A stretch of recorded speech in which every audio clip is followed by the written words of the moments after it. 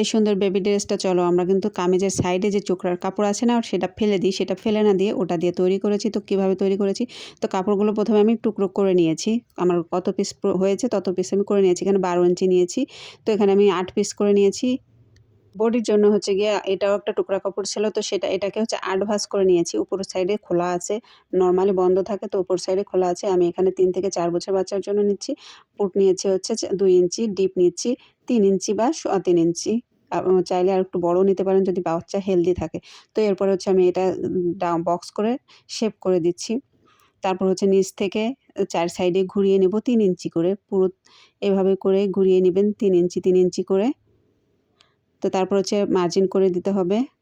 এই মার্জিন অনুযায়ী হচ্ছে গিয়ে কাটিং করে নিতে হবে।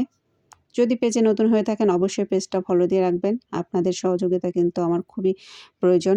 এরপর হচ্ছে এই যে কাটিং করে নিচ্ছি। আর ভালো লাগলে অবশ্যই লাইক, কমেন্ট, শেয়ার দিয়ে পাশে থাকবেন। তো আমার কাটিং করা হয়ে গেছে গলার অংশটা আর টুকরা কাপড়। তো এরপরে হচ্ছে আমরা গলার পাটটায় আগে সেলাই করব। তো সেলাইটাও আমি দেখিয়ে দিচ্ছি। তো প্রথমে হচ্ছে গিয়ে আমরা কাঁধটা জয়েন করে নিচ্ছি, যেহেতু টুকরা ছিল আমাদের কাঁধে জয়েন দিতে হচ্ছে, তো এখানে ডবল সেলাই করে দিবেন। আমি ডবল সেলাই করে নিচ্ছি, 2 পাশটাই ঠিকভাবে নিয়েছি। এরপরে উল্টা পাশ করে সদর পাশ করে তারপর হচ্ছে আরেকটা সদর পাশ বসিয়ে নিয়েছি। এই দুটাকে সমান করে বসাবেন। সমান করে বসে এক সাইডে মাঝখানে কাটিং করে নিবেন।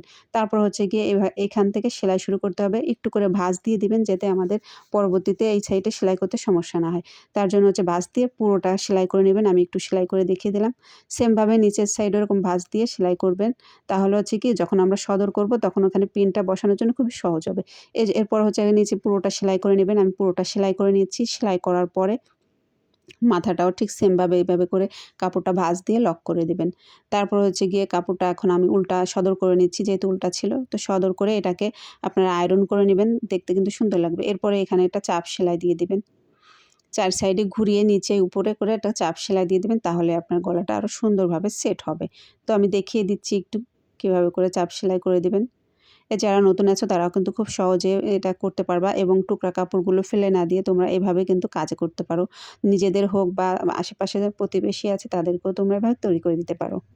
এরপরে উপর থেকে হচ্ছে 2.5 ইঞ্চি, দুপাশেই সেমভাবে ডিফারেন্স করে দেবো। 2.5 ইঞ্চি, 2.5 ইঞ্চি, তোমরা চাইলে 2 ইঞ্চিও দিতে পারো। আমি এখানে 2.5 ইঞ্চি করে নিয়েছি। তারপর হচ্ছে গিয়ে নিচের এই কাপড়টা আমি জয়েন করে নিয়েছি, তোমরা তো জয়েন করতে পারো। আর 3 ইঞ্চি ডিপ দিয়ে আমি কাটিং করে নিয়েছি। তারপর হচ্ছে সেলাই করে নিয়েছি দুপাশটাই, এবং কুচিটাও দিয়ে দিয়েছি। কারেন্ট ছিল না, তো অফলাইন আমি করে নিয়েছি। এরপরে যে 2.5 ইঞ্চিতে দাগ দিচ্ছি ওইখান থেকে সেলাইটা শুরু করব এই মাথার 2.5 ইঞ্চি পর্যন্ত।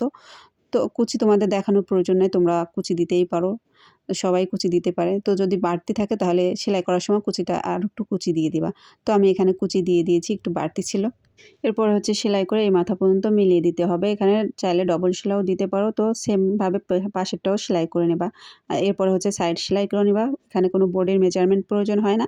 তো দেখো টুকরো কাপড় দিয়ে কিন্তু আমি খুব সুন্দর করে একটা বাচ্চাদের জন্য তৈরি করে নিলাম। দেখো নিচে কিন্তু একটু ভাঁজ দিয়ে সেলাই করে দিতে দিতে পারো, বা তোমাদের কাছে যদি লেস থাকে লেসটাও ব্যবহার করতে পারো। তো লেস দেওয়ার প্রয়োজন নেই, এমনিতেই কিন্তু দেখতে খুবই সুন্দর লাগতেছে। আমি কিন্তু এর একটা প্যান্টও তোমার আগের ভিডিওতে শেয়ার করেছি।